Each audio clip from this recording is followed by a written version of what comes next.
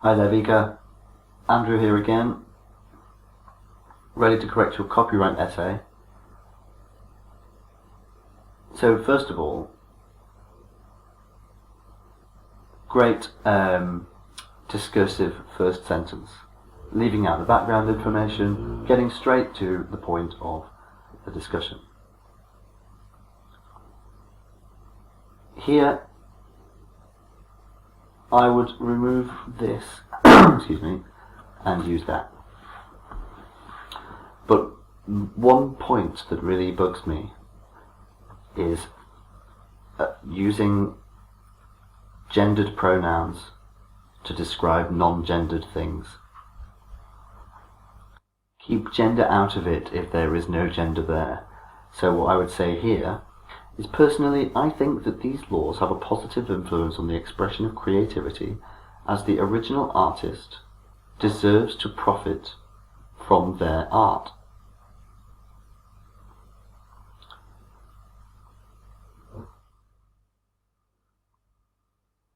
This essay, this is fine. This is totally fine. So,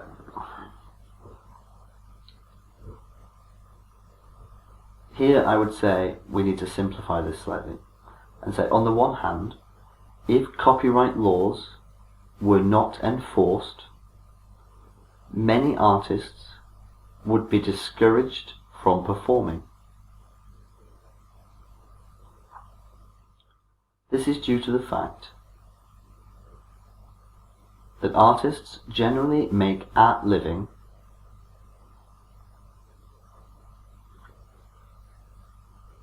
from the money earned from their creations. Maybe use I don't think this is necessary. I think we could safely just go like this.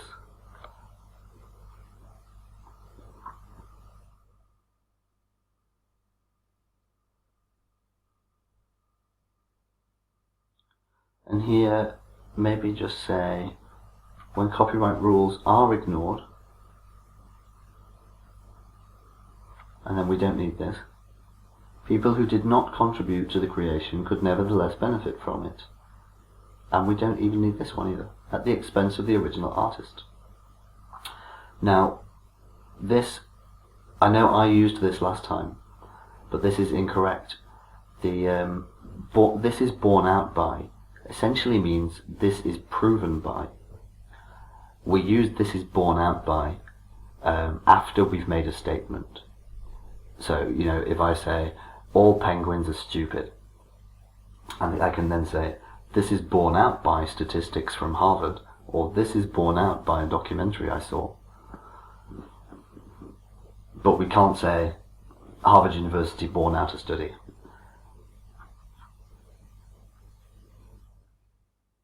So it's only when you're trying to prove something you have already said, you can say, this is borne out by this proof here. So we could say, Harvard University recently released a study which proved that artists who did not protect their creations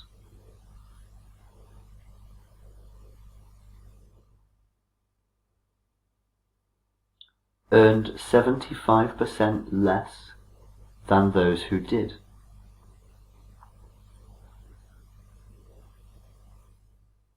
It is therefore clear that copyright law serves to motivate artists to express themselves creatively.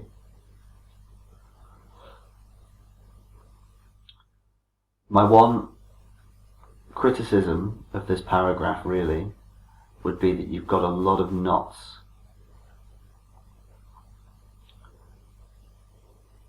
Negative sentences add additional words, and they tend to be quite ambiguous. If we can speak positively in our writing, it's usually much clearer.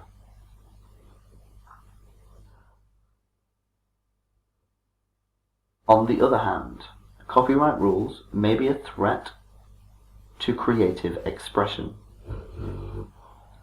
My dog is snoring in the background, by the way. I don't know whether you can hear that. This can be explained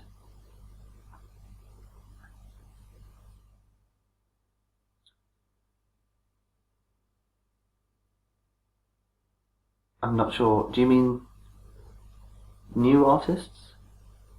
Is this supposed to say starting, commencing? Try not to use slashes in academic writing. It feels a bit lazy. So this could be explained. I'm not sure this is quite right. It doesn't flow very well because you're talking about something that may be true. I suppose it kind of does work.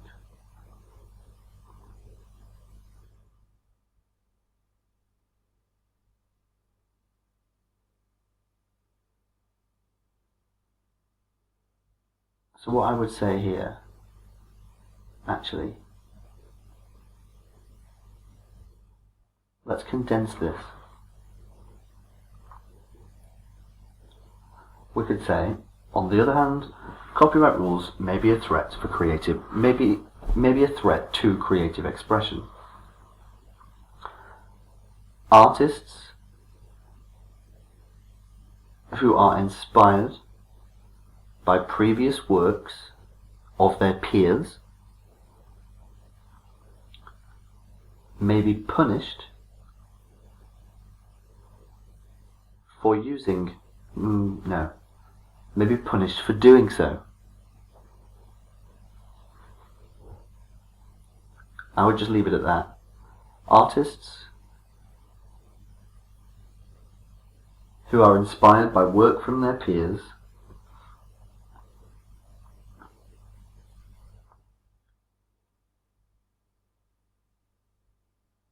Actually, wait. That's it. Artists who create works inspired by their peers could be punished for doing so. Fine sentence. A study from Oxford University showed that the enforcement of copyright law reduced the number of works of art that So a study from Oxford University showed that the enforcement of copyright law reduced the number of works in the market by 10%. For this reason, it is clear that copyright rules can have a negative impact on creativity. We don't need this one here. To conclude, from the examples and arguments given, copyright rules have both positive and negative influences on the development of creativity. From my point of view, the loss of income of artists is more harmful for society as a whole than a reduction in the number of works of art on the market. I see. Good sentence. Therefore, I recommend that governments maintain or introduce copyright laws in the future. Good. And in answer to your question, no, but now yes. But also, to plead for something is almost to beg. It is to make a sincere request. So when we enter a plea in the courtroom, it is to say, it's the origin of the word please, is to make a plea. It really is quite an intense request. So it wouldn't really be okay for academic writing to say arguments that plead, because a plea, like I said, it's quite an intense emotional request to plead for something. People plead for their lives. They plead for freedom. It's not really appropriate for academic writing. So the bar diagram illustrates the calorie intake of men from Great Britain in 3 different stages of life, namely 0 to 24 years, 25 to 49, and over 50 years. Paragraph.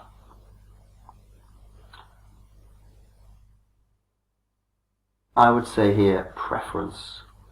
Favourite implies that we know their feelings on the matter. We can say that there is a preference here because there is, but whether it's their favourite or not, we don't know. So every age group has a clear preference. No.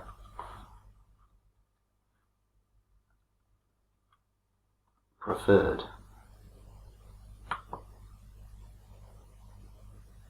And then this goes away. So every age group has a preferred source of calories.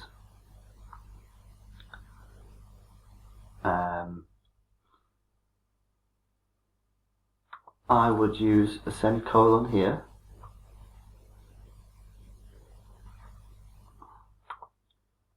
Dairy, meat and pulses are consumed, are consumed as a primary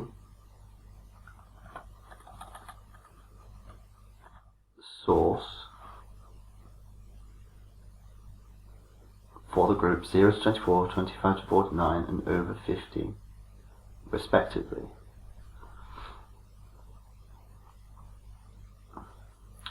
For the groups aged.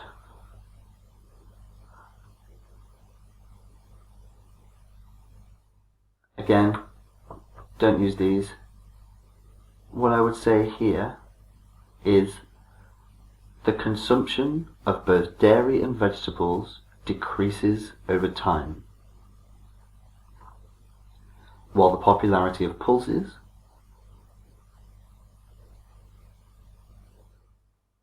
so here we need to make sure that we reference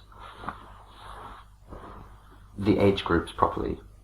When we're talking about groups and figures, values, we must remain consistent and we must back up every statement with the data. So, just give me 1 sec actually, let me make sure. Yeah, we're at 157, you're okay. So yeah, the consumption of dairy and vegetables both decrease with age, while the popularity of pulses firstly decreases from 18% to 10%,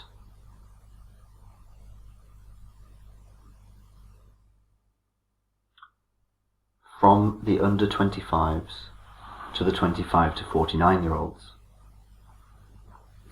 But if we're going to discuss trends, I would do it at the end, because we want to build up an image of the graph. So this is fine, introduce the graph here, and then the overall clear things. So the clear thing is the preference. You are correct. So there's the strong preference with every age group. Then I would highlight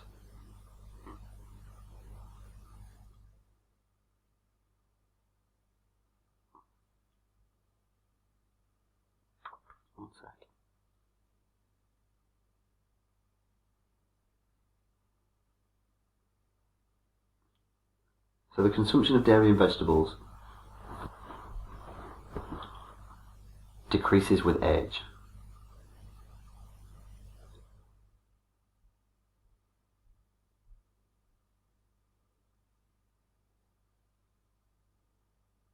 So yeah, so the consumption of dairy and vegetables decreases with age, and then support it with data. And then this should be an entirely new sentence. We could say, And I wouldn't use while either. I would just say the popularity of pulses firstly decreases from 18% for the under 24s to 10% for the 25 to 49-year-olds, before growing significantly to represent over 60% of consumption for the over 50s. Meat, on the other hand, first more than doubles to 50% in the middle age group, and then declines to its original figure of 20%. Overall, each age group demonstrates a preference for one of the calorie sources, with vegetables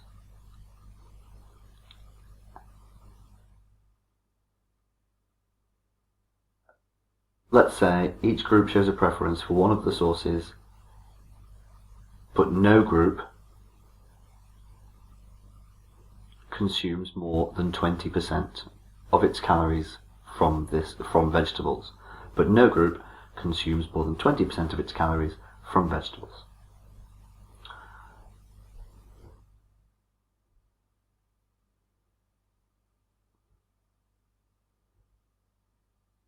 But well done for discussing trends.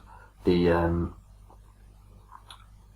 it's necessary for a band 8 to get anywhere near a band 8. Actually, you have to discuss change over time in the graph.